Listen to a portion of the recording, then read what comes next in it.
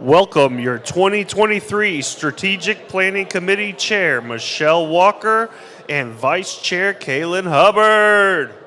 Good afternoon. Hello, hello. So with marijuana becoming legal in Missouri just a couple weeks ago, we couldn't think of a more timely subject to bring you for this Emerging Issues Forum. We have a couple speakers with us today that are going to give us some answers to a lot of the questions that we have. This is truly an emerging issue. Super excited to have our candidates with us today. We've fielded a lot of questions from you guys. We've fielded looked out and reached out to you, and we've heard you. So we've got two folks that are going to come up and fill us in. First is Lyndall Fraker. He's the acting director of the Division of Cannabis Regulation with the Missouri Department of Health and Senior Services. He's responsible for the implementation of Article 14. That's the Missouri Constitution, to make marijuana accessible for qualifying patients and consumers, and to uphold the safety and quality standards for marijuana, and to regulate the marijuana industry to comply with Missouri law and keep local communities safe. Lyndall worked for 17 years in management with Walmart, served as a Webster County Commissioner and state representative, and has experience as a home builder and real estate developer in the Marshfield area. Welcome, Lyndall Fraker.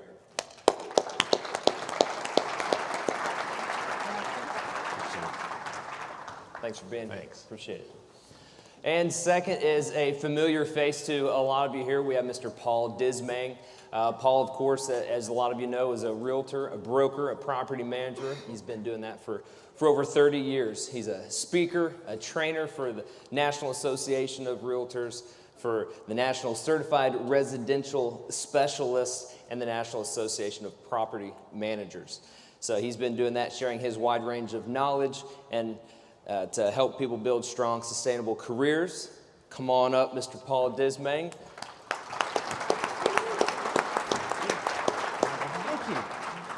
So a lot of our questions are revolving around property management, leases, things like that. So, it was a pretty natural move to bring Paul on. So thank you, Paul. Thank you, Lyndall. Let's get started.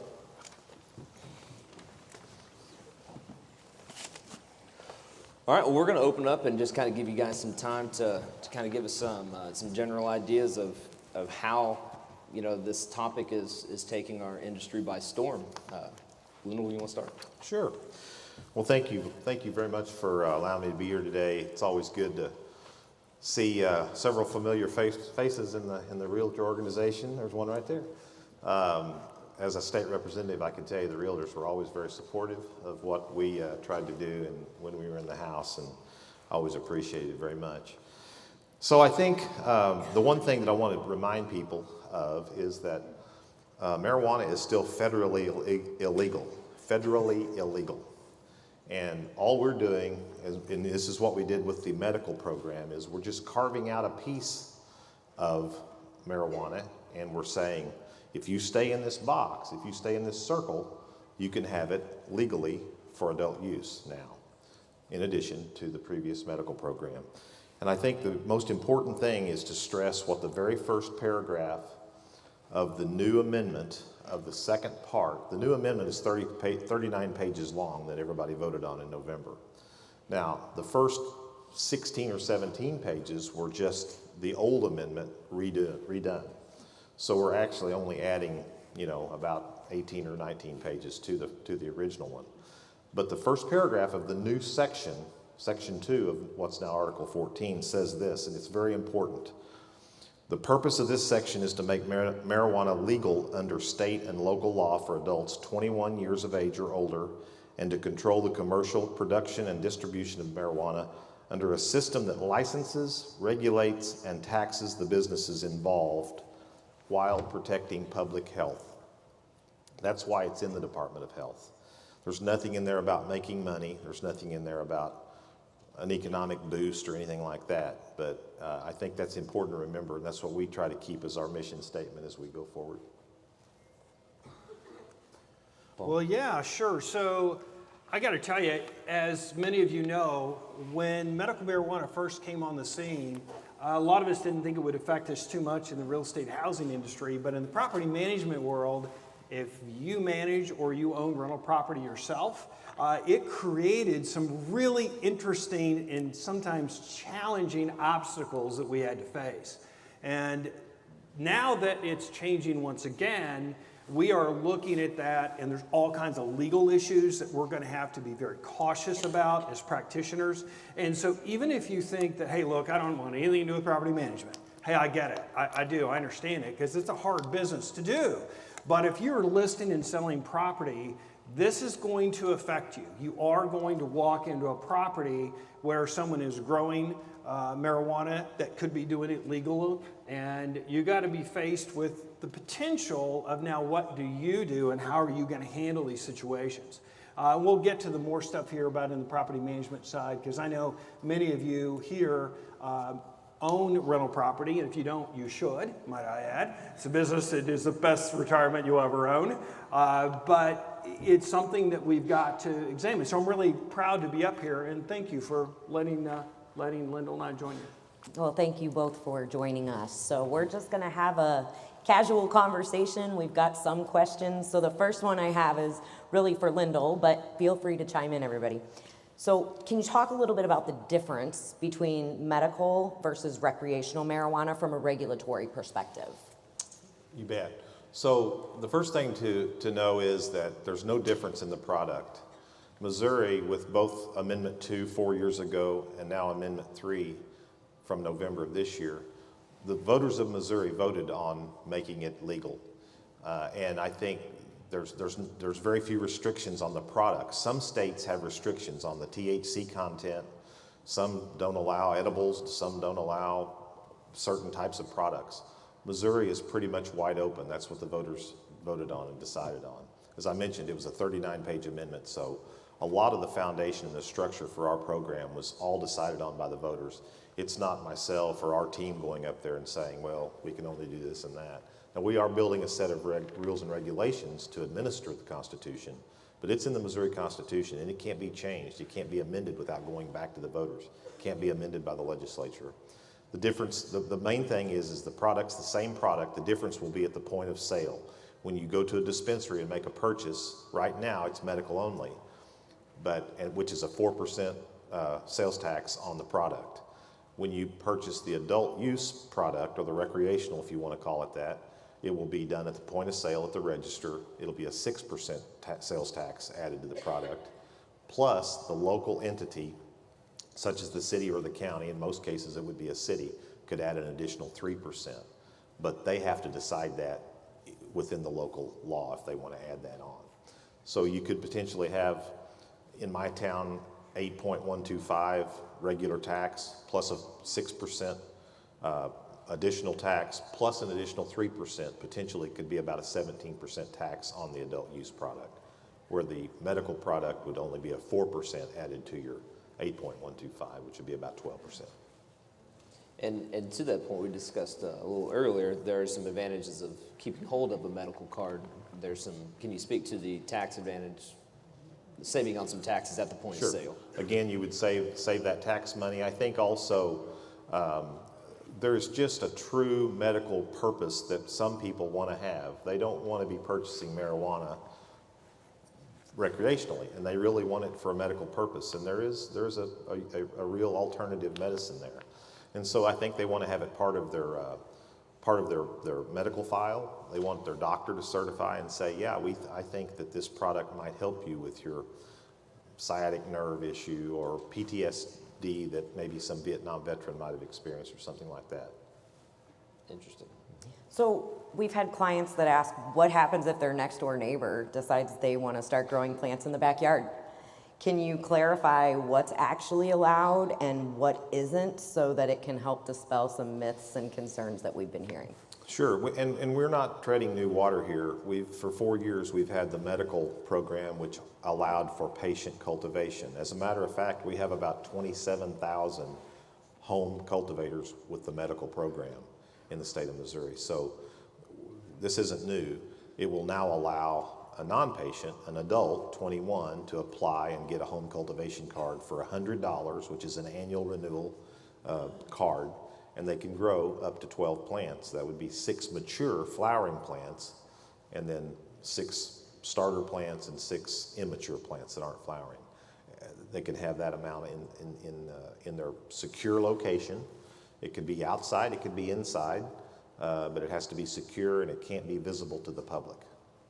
When you say secured, it could be a storage building with a lock on it that's only accessible by the adult that has the card. It could also be can't be a fence because it would be visible. But it could be inside in a closet. It could be a bedroom that's secure. Can't be accessible by anyone but the person. so going to Paul's point earlier, as far as listing a property, and we've all listed that property that's got a shed in the back, you know, and shed conveys or doesn't convey, that's going to mean something different, you know, that has a possibility if they've got a, you know, 12 by 12 shed out back that has a big lock on it and some vents and things. That might not be your normal, I just picked it up from Lowe's parking lot shed. Like to Paul's point, it's going to affect the buy and sell side. That's true. And I do think we also need to remember that Missouri was a $500 million black market industry prior to the medical program 4 years ago. Wow. People have been growing and smoking marijuana for 60 or 70 years. We all No. Not here. No. Not me. I don't believe it. Not me. But Okay, raise your hand. I'm just kidding. we really aren't breaking new ground here. But we are breaking new ground in the fact that it's now legal. It can be legal, but they still have to do it the right way to be legal. But all that illegal activity is still going to be going on out there, and it's still going on, and it probably will always be going on. Fair enough. So one of your responsibilities is to keep our communities safe. Knowing there's other states surrounding us that have already legalized recreational marijuana, what guidance or resources have you received from your counterparts across the country to help with law enforcement and changes to Missouri laws that might be necessary? Well, the one thing that we did 4 years ago is, and the governor being a former sheriff, I was not a marijuana guy. I'm still not a marijuana guy as far as using it. But you know, we wanted to make sure Missouri was going to be safe and secure, and that we had a great relationship with law enforcement. So the first thing we did was we went to the Association of Chiefs and the Sheriff's Association and the Highway Patrol, and we brought them in as partners. And we sat them down and we asked them, you know, what can we do to make you guys buy into what we're doing? We didn't ask for this, you didn't ask for this, but we got to make it work. And they've been great throughout the process. I mean, just really, really good partners in helping us do that. We have no arrest authority, but we have the authority to pull the licenses, to pull the patient cards or pull the home cultivation licenses or the facility licenses. And we've actually had to do that already.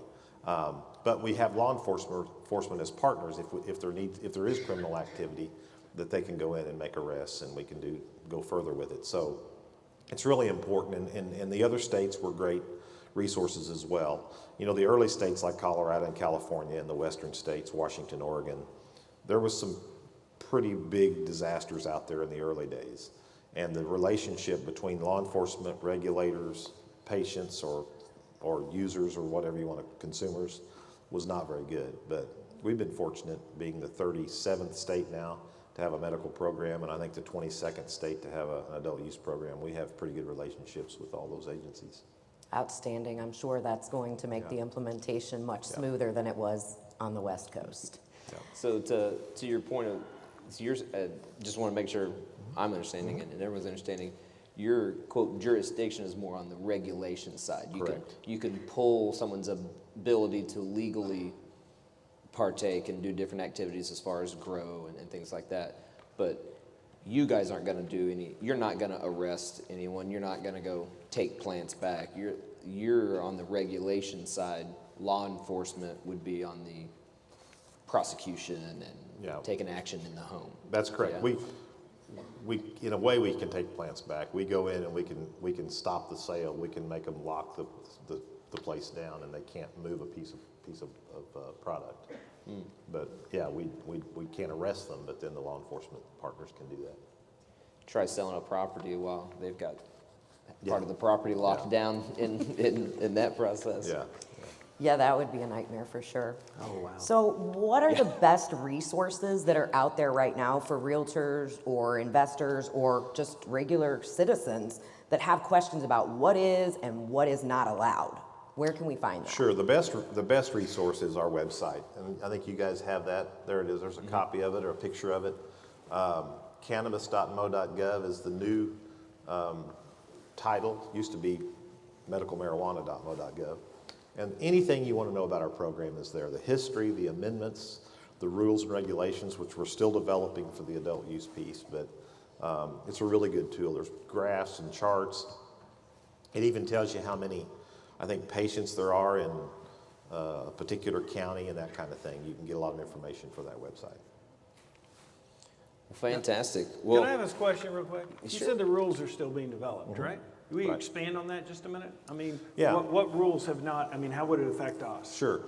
So in any regulatory agency, after legislation, or in this case, the constitutional amendment was passed, then there has to be a set of rules and regulations put together by the agencies to administer whatever that law is. Sure. So that's what we're working on, and there's a time frame and a timeline to work through that. Has to be filed with the Secretary of State's office by a certain time after it was passed on November the 8th, and has to be posted and published to the public for public review, which we've done that on our website numerous times already.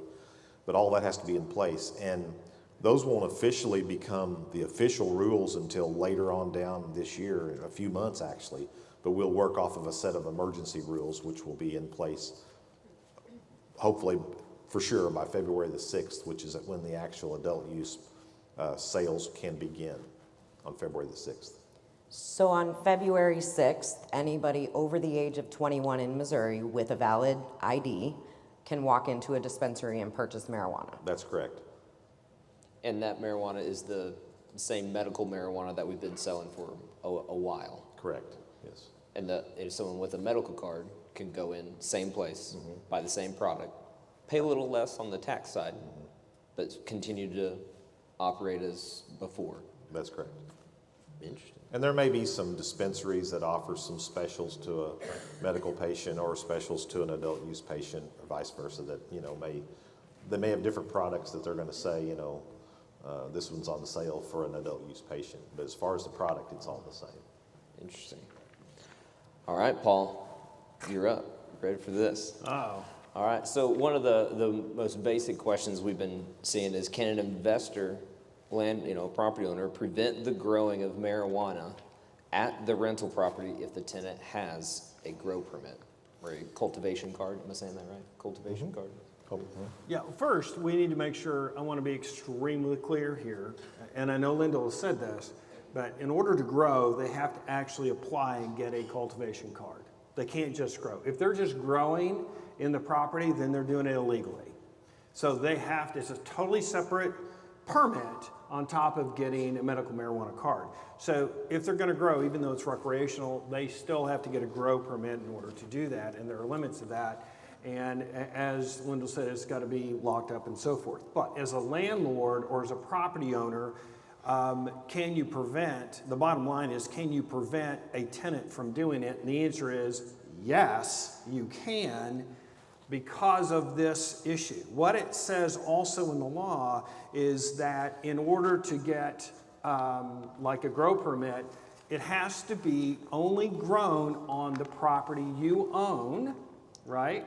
It's got to be one you own or you have permission to. So right there, you do not have to grant permission to a tenant to grow. You can deny them permission to grow inside or outside, and you have the right to do that. So if you do, and if you're interested, you can email me. I actually have some language we've drafted that you can put into a lease that if you're going, now you want to get legal approval of your own attorney and broker and all that kind of thing, okay, you want to do that. But if you're going to allow growing, I think that you need to get some language in your lease that specifies what those parameters are and what that would be okay. You don't want to just say, yeah, go ahead and grow some, it's okay.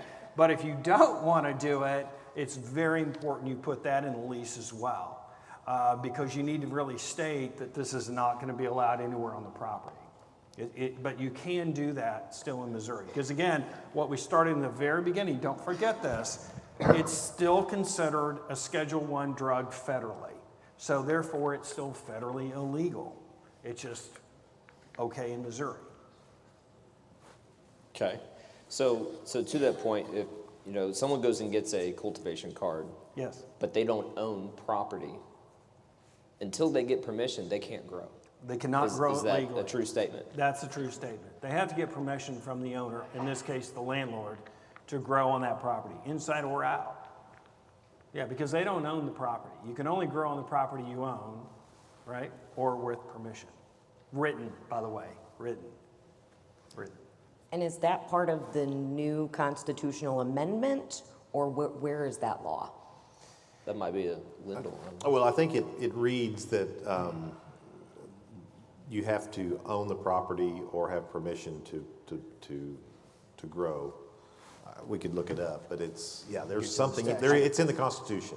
Now we may elaborate on that with the rules because we don't have the rules done yet totally to administer that. But Which is that part of was my secret constitutional. question about Yeah, the rules. What yeah. if you were Yeah, that was talk about how far those that rules is have gotten on constitutional that. on that. Okay, thank you. Fantastic. So, okay, and I've sat in some of your classes, Paul, which are super fantastic and super knowledgeable on the working with folks with disabilities. So now we got the marijuana card. If a tenant has a medical card due to a disability, can a landlord prevent the tenant from using or smoking marijuana inside since they have a verifiable disability? Fair Housing Act requires landlords reasonable accommodation. Yeah, so first of all, that is true. Fair housing does require that we provide, as housing providers, a reasonable accommodation to tenants. It's also known as RA, if you've ever heard that term, RA. So that reasonable accommodation means you have to be able to help these potential tenants live a normal life, if you would, okay, to the best of the ability. And usually that's in conjunction with what we see mostly in management is on the service animals, comfort animals, ESAs, right? That's usually where it's referenced. Well, federal fair housing, again, is a federal law. So we're now talking again about a substance that is still illegal federally. So can you tell a tenant that has a medical marijuana card and has a disability that they cannot use the product or in or outside the home? And the answer is yes, you can, as long as it's in your lease. Now, where it gets kind of sticky sometimes, and there's kind of an easy way around it, is in your lease, if you just absolutely don't want the smoking of it, you can actually put that there will be no smoking of any kind or vaping in the property. And you can do that, and that alone makes it to where it just kind of knocks out the cannabis type issue. I'm not real keen. I mean, you could say technically that it's okay to smoke cigarettes, but it's not okay to smoke cannabis. But I don't know why a landlord would really practically want to do that because of the damage that the cannabis can cause. It's actually, we've experienced, it's harder to get the odor out of that than it is even cigarettes. So you can actually do that though. That's fine to do it even if they have a medical marijuana, because you're not telling them, by the way, that they can't consume it. They just can't smoke it on the property because there are other ways. There are edibles, of course, right? So they can still take edibles to help whatever disability they have. You're not telling them they can't do that. But you can also prohibit the grow though too. So, yeah. And go ahead. Lyndall looked like he had something on the tip of his tongue as Paul was speaking. No, I just think Paul's right, but I think going back to on the medical side, if you go back to the original medical amendment, there is some protection. For example, children with epilepsy, Yes. that the parent or the guardian would have a right to be able to administer that as medication to those children. And I think you could get it. You could be challenged if you, as a landlord, said, "Well, I'm not going to allow any marijuana in my facilities." There could be a challenge there. But again, this is still new ground in Missouri, and it may have been around for 20 years in California, but Missouri still has its own unique constitution and set of laws. So I would just challenge you to check with your attorneys, make sure before you did that, that you were following whatever his interpretation or her interpretation of the law is with that, because I think you could get challenged on some of those medical reasons. I do agree with that. Right. He is right in the sense that you could have some rare cases, Yeah. but I think that is truly going to be the rarity. So I'm glad you brought that up, Yeah. because there can be some rare cases. But you have a guy or a female or someone that comes in that has a card, and they just want to smoke marijuana and they're 35 years old. Your average person, you can just say no smoking in the property and you're okay with that. And you'll be just fine. You get into small children and stuff and about administering that, like as he used epilepsy. Well, I still think we're not talking necessarily about having a 5-year-old smoke a doobie, right? Probably not, I don't know. But you might, I don't know. But they're probably more into the edibles, and again, we're not preventing them from taking or doing those kind of things. Fair enough. So, kind of, and the classic realtor caveat: consult Always legal, consult your legal and that or is broker. not just, hey, can I tell them this? It's, hey, can I tell them? Can I restrict this? Yes or no? And then, what is that language? How? I think a lot of people say, yeah, I asked, and they said I can tell them this, so I said, get out. No, we didn't say the words get out. Right. We meant hand them a 30-day eviction. Like, there's a difference, so Well, part of we've the got to make issue sure we have all that. I got to bring up, because you just said something that triggered it in my head, is you just asked the question now about if we're going to allow it or not allow it. Well, here it is. Here we are, January 2023. Recreational is now coming in. We know it's coming. It's going to be here February 6th. You've got people right now, they're currently renting a property. They're already under a lease with you. And now comes the issue, if your lease doesn't address it, can they now smoke or use marijuana on the property or grow? Well, the growing to me is pretty easy in the sense of the growing, you have to have owner's permission and the lease doesn't give it to them. Now, if you use a Missouri lease, if you use your own lease, then, I don't know, it probably doesn't actually give them permission. But the smoking, unless your lease right now currently says there'll be no smoking whatsoever on the property, then there could be a dilemma here. Because if it doesn't address it, then you haven't really told them they can't smoke, nor have you told them they can't smoke cannabis in the property. And so you may find yourself, if you're really against it, I would recommend you get your lease updated and try to get them to sign a new one, or at the next renewal, get them to sign a new one to do it, if you're strongly, in an opinion one way or another about it. Because we're going to have a lot of people that are under leases right now that may not have a no smoking clause in it. They're going to start using cannabis, and landlords are going to get upset about it. And I don't know, there's a whole lot you can do unless you specifically prohibit it. So do we think that it becoming legal is really truly going to increase the number of marijuana users, or it's just going to make it legal? Because as you're referencing, they might start smoking marijuana. Well, I think we've already established. My question would be is it being legal really going to encourage them, or are they already smoking marijuana in those properties? Well, I think it's a great question. I think we've already established no one here has ever smoked marijuana before. And so it's all kind of new to all of us, right? Yep. Michael, what do you think about that? Well, I can tell you what's happened in other states. You will have a lot more participation, good or bad, but that's the proven facts.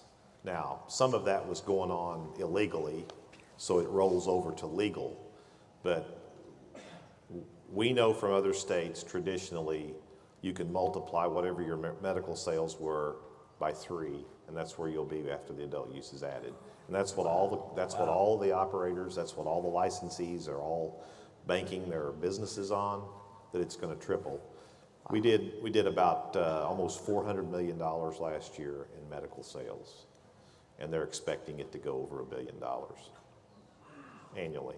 Well, if you're going to sell it, tax it. Yeah, right? again, some of that, a lot of that's going to come over from the black market. But one reason that we've, and the governor and the director of health that we've had at the time, The one reason we wanted to keep the license restricted was because we knew what has happened in those western states where you have unlimited licenses. If you have 12,000 licensed facilities like Oklahoma does, their medical-only program, they had 10% of their adult population using marijuana. 10% with 12,000 licenses. We have 370 licenses with twice the population of people, and we only have 2% of our population of adults using it. We know that the more, if you put a row of liquor stores down a street in a small town, there's going to be more people drink liquor than if you had one or none, right? That's just, you guys are realtors, you know how that works. So, The drinking? I hope that answers your question.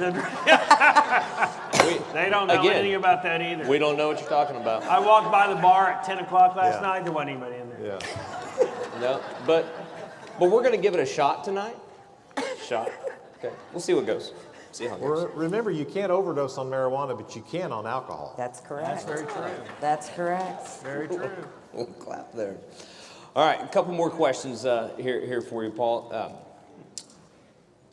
If nothing is, and we've kind of touched on this a little bit, nothing is stated in the lease agreement regarding growing or smoking marijuana.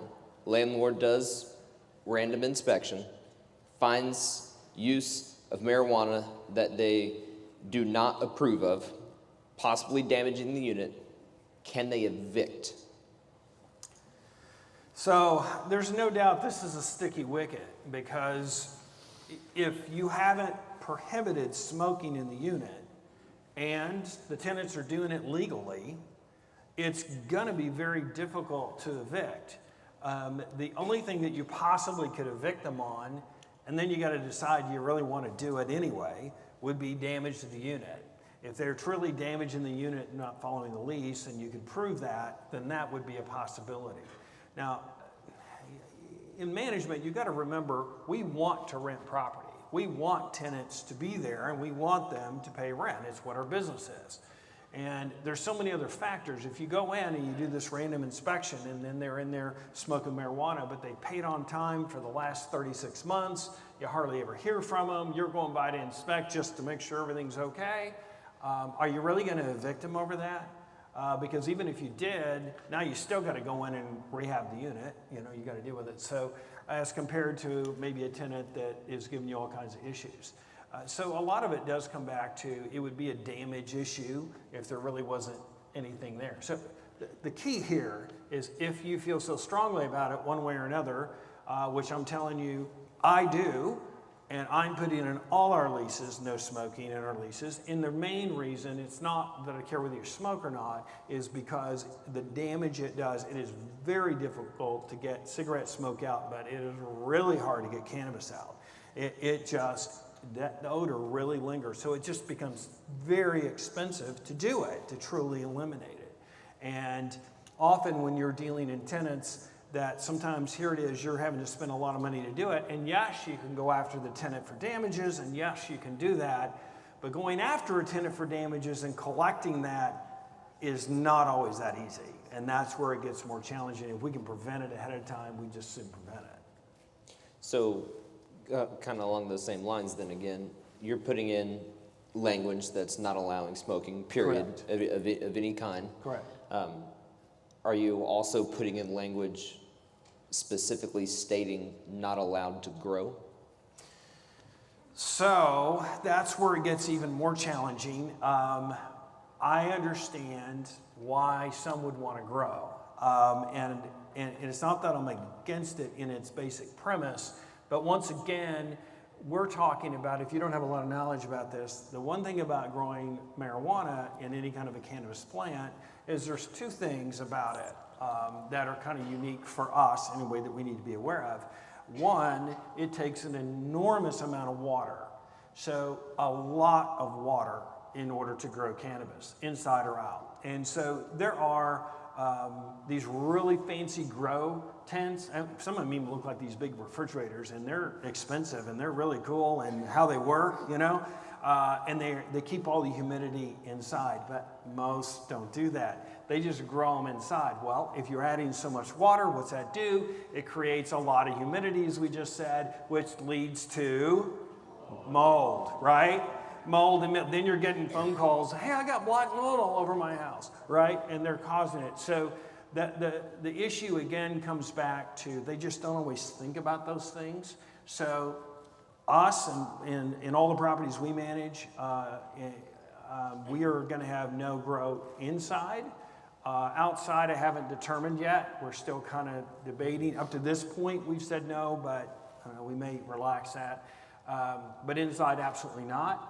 Now, if you're on any kind of a shared utility where the landlord is paying part of the utility, and I know that I had dinner last night with a property manager that has a building where they're paying it and they split up cost, right? Well, if all of a sudden you have X number of dollars spent per month and then you're getting a bill and all of a sudden your water bill's gone up or your electric bill's gone up, guess what? They're probably growing. Because the second thing, it takes a lot of heat lamps. It takes a lot of light. So they put a lot of these heat lamps so you use a lot of energy to grow these as well. So if you're paying utilities or there's shared utilities in some of the buildings, you need to watch and be aware of that. If you see those spikes and you have it, they can't grow, that's a key indicator that something on there is going along and you need to take care of it because, again, you're going to have potential issues on the inside. So for me, it's more about a protection of the property and making sure that the property that we're trying to manage and take care of isn't damaged or harmed. But, so I have a question, because what I heard Lyndall say is, well, we're not so sure that that's actually going to be protected. So what do you think? Do you think we're okay as a landlord to put into the lease, no smoking, no cultivating? I think smoking you can because of the clean air laws. I believe that's not a problem. But I do think that the way that you need to have your lawyers look at the amendment, look at the Constitution, both the very first part of Article 1, Section 1 of Article 14, which was the medical piece, and then the new Section 2 of Article 14. There is protections given to consumers and patients, especially patients, to be able to use this as alternative medication. And I think that you could get challenged if you absolutely said you cannot use marijuana in my facility. That's just my opinion, but I've heard some of my legal team give that opinion as well. And I need to clarify, because I do agree with that. Yeah. What I'm saying is no smoking. Yeah. I didn't say you couldn't use marijuana. Right. I said no smoking of it or the cultivation and growing, because again, on the cultivation and growing, you have to be the landowner or have the owner's permission. We're just not granting. You can protect your property, by not having it a certain paint color, or you can do that as a landlord, from the way I understand it. So I believe that's correct. It's just the fact that this is an alternative medication on the medical side, and they have the Constitution gives them rights to use this somewhat within. So then maybe we should expect to see some test cases. I'm sure there already are some out there, because we've been doing this for at least 2 years. The first sale was made in October of 20.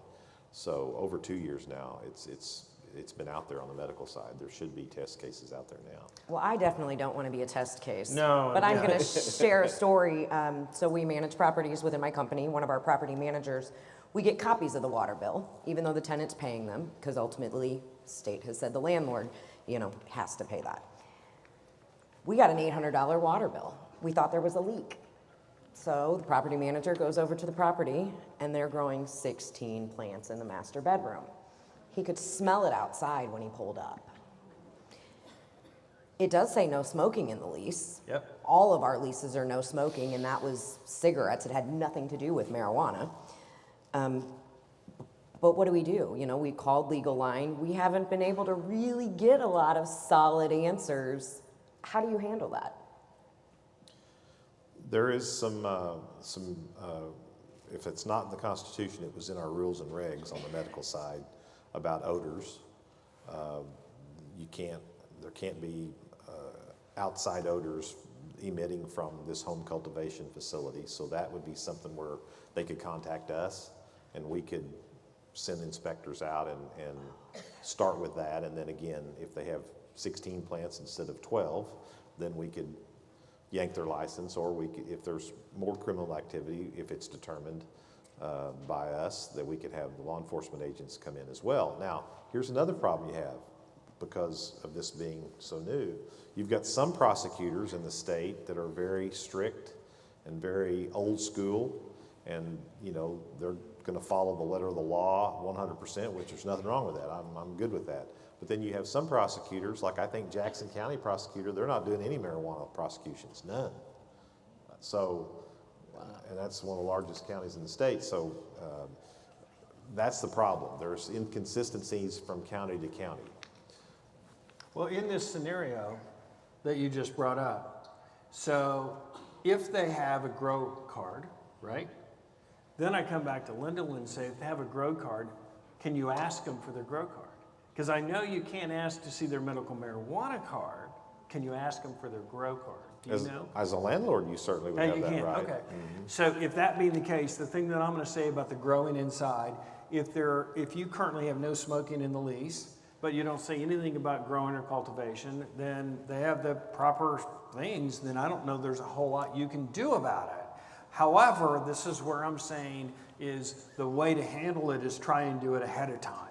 And if you're signing a lease now, and you don't want that, especially in those kind of environments, you'd want to say there's no growing on the property. Because remember, what you're going to stand on is the fact that they have to have owner's permission in order to grow. You're just not going to give it to them, you know, so you can help avoid these. Because again, part of it is this moisture issue, mold issue, is part of my big, huge concern in that. I think the one thing that we learned with medical marijuana was, as we were doing these kinds of presentations 3 and 4 years ago, the most important thing you all could probably leave today with is whatever you are doing out there as property managers, as realtors, as employers, go back, get with your legal experts, get with your teams, and see what you need to do to update your policy handbooks, your HR handbooks, Yes. your property management forms, rental agreements, all of that. Do it on the front side rather than after you've had situations to deal with. And that's what we talked about previously, specifically with employers, because there was a lot of employee and employer questions. But you've got legal attorneys out there now that know what to do with these issues.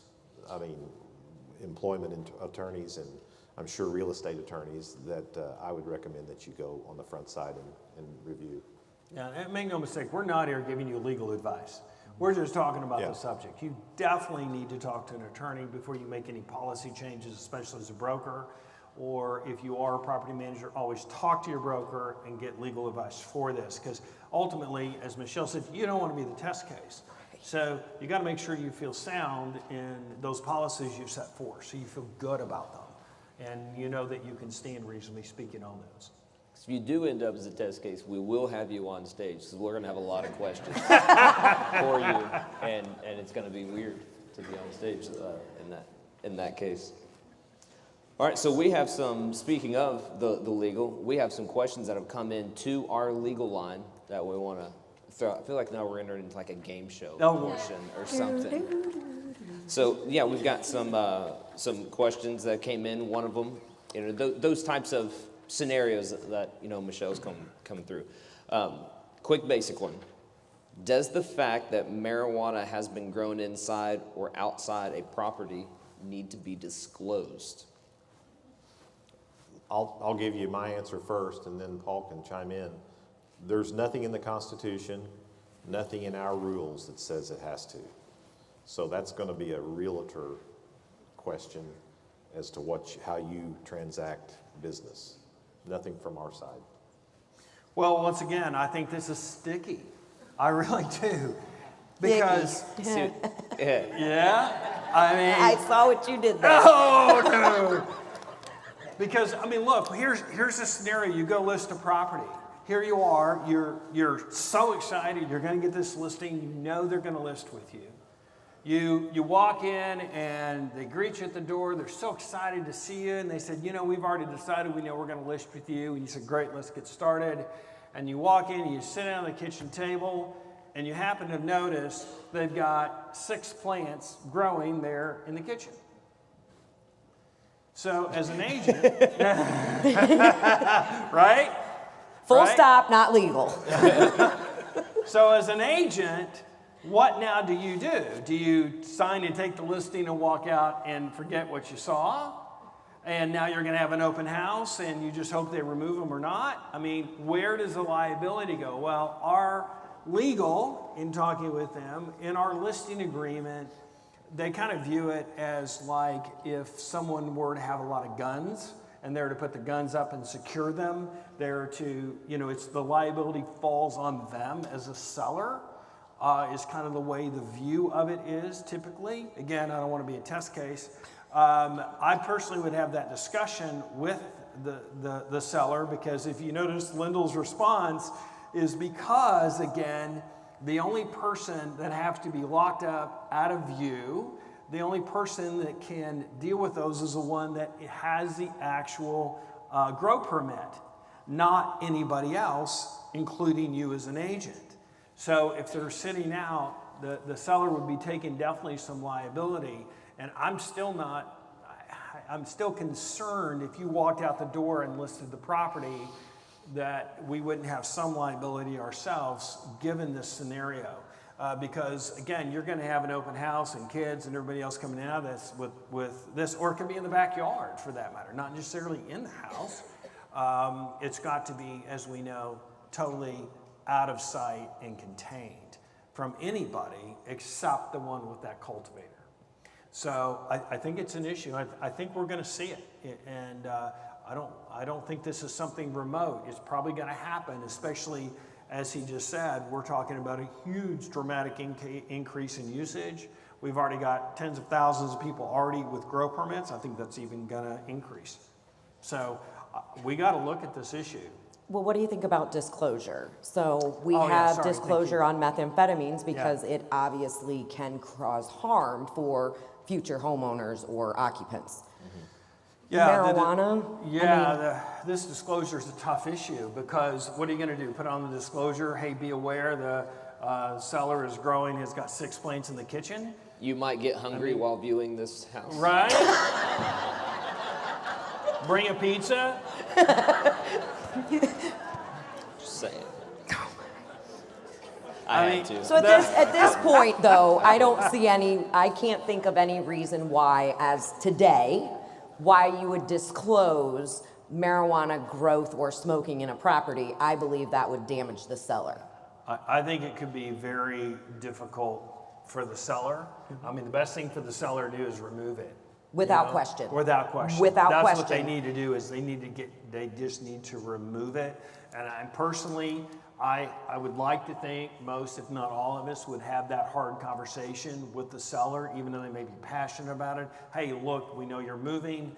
You need to take it with you, so let's harvest it now. I'll bring pizza. Work together, a joint operation, a joint effort, you would think. I'm just saying, teamwork. Oh, I heard yeah, referral. if you don't want to take the listing, you could always refer it to somebody else, if you would like. Well done, whoever yelled that. He's got lots of them, right? I like it. Oh, boy. That's how we roll. Go ahead. Next one. Okay, so an agent called. I'm used to it. I was 4 going to years. say, right? I was gonna- 4 Never years of heard this. before. 4 have you? years. You're 4 years into this. I'm expecting you to come up with some zingers, I've forgotten more than the ones you guys have came out with. So these questions came straight from our legal line. I, agent, own a commercial residential property. Now that the recreational marijuana amendment has passed, I want to promote my property as a potential location for a retail business for recreational marijuana. However, before I put this information in the description, my broker and the local MLS board ask that I ask for advice. What do we think about that? Lyndall? He did warn you he was going to do a lot of that. Yeah. Well, I don't think this is a real hard one. I think There's certainly nothing illegal about wanting to promote your property for a dispensary. I'm assuming, well, I guess it could be a manufacturer or cultivation facility as well. It wouldn't have anything to do with you know, the regulatory program. Certainly the local residents could potentially have heartburn with it, and that would be where I would think you would want to think about before you promoted it that way. How's it going to be accepted by your local authorities and your local residents? Now, there is a, drawing a blank, the word for it, a restriction on proximity to schools, Ordinance. preschools, daycares, a distance ordinance. Isn't it 1,000 feet? 1,000 feet, so you got to consider that, and then just the stigma of it being a marijuana facility, as it would be a stigma for a bar or something like that. So I think that would just be up to you whether you wanted to take that risk, if it would help try to sell it or if it would make it more of a detriment to sell it. I will tell you this, that if you weren't aware, there actually is a couple websites out there that they totally promote real estate for that very purpose. So they're all about, if you had a piece of property that you were wanting to sell for a grow operation, they're going to want that on their site because they try to focus on all their properties for that very thing. So if you happen to run into those, you just need to be aware there are those out there that are specifically for that kind of property. So we need to have Steve Graham call this agent back and let her know she needs to put her property on that website. There you go. I think what is it? I think it's called 420 property. We're 420, right? Yeah. So 420property.com or something like that. Remember exactly. I think also we should remember that most communities, well, I can almost tell you, almost 100% of the communities that receive facilities with the medical program were welcomed by the local councils and authorities. Number one, for the jobs that it provided, for the revenue that it generates, and just the fact that they wanted to be good neighbors. The licensees, many of them, I think part of their original application, they had to do a community project, give a percentage of their proceeds, support a community project, you know. And so there's a lot of reasons that it has been a pretty good neighbor to most of the communities. There's one or two that I think objected, and I think they were actually in suburban St. Louis. But the rural communities, they welcomed the jobs and the revenue. Just my observation. You'd probably be hard pressed to find, as far as business owners in your community, you'd be hard pressed to find more relaxed, easygoing business owners. Yeah. There you go. Yeah, and the convenience stores and the snack suppliers like it. All right. Some of these cultivation manufacturing facilities are $20, $30, $40 million facilities. Wow. And you wouldn't know that if you drive by looking at a 90,000 square foot cultivation facility. That's the size of a small supercenter, and they're investing that kind of money. Even the dispensaries are $2 to $3 million investments on some of them. So this is not your grandpa's marijuana business anymore. It's not. Fair enough. All right. I think we've got time for one, maybe two more. Okay, so you guys can play along. This is a yes or no question, so you guys can play along. Seller and broker have a listing agreement to sell the property. Seller does not want to receive offers from nor sell the property to someone who intends to grow commercial crops, particularly marijuana. The Code of Ethics requires realtors to submit offers promptly. We know this. Is broker violating the Code of Ethics if the agent abides by the seller's instructions? Is this discrimination? No. I say no. What do you think?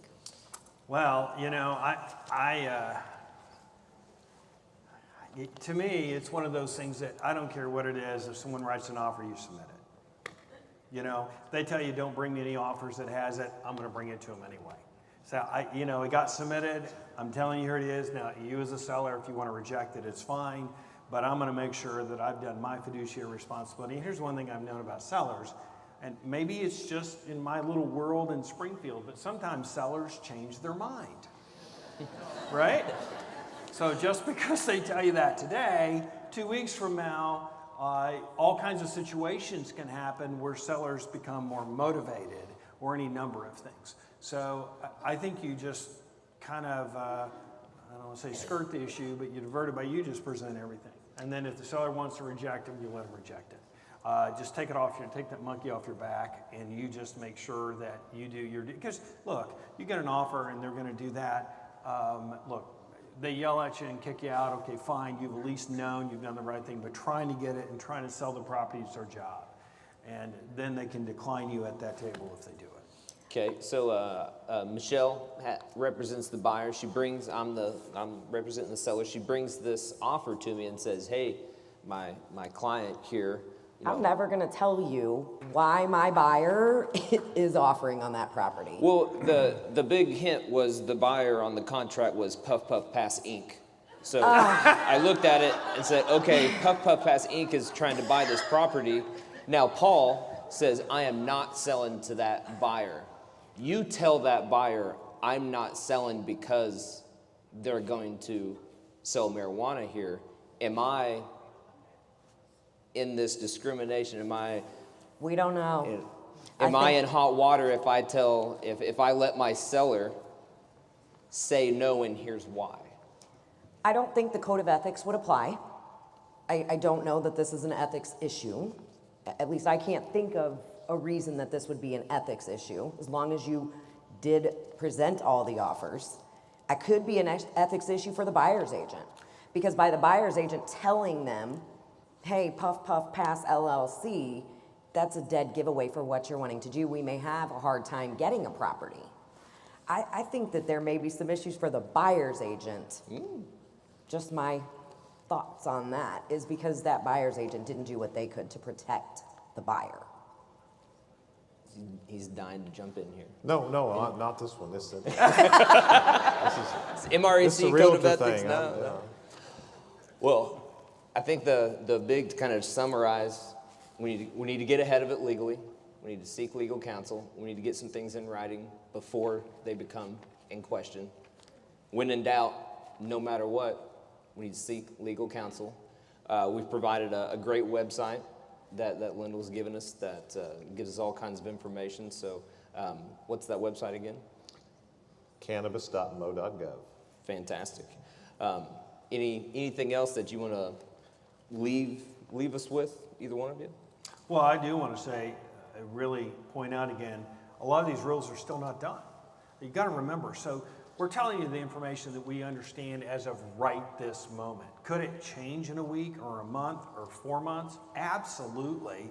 So this is a moving thing. I mean, it's changed over the last couple of years to today. So I just strongly commend you for being here and thank you for coming, because we want to stay on top of these issues as agents, professionals, and brokers.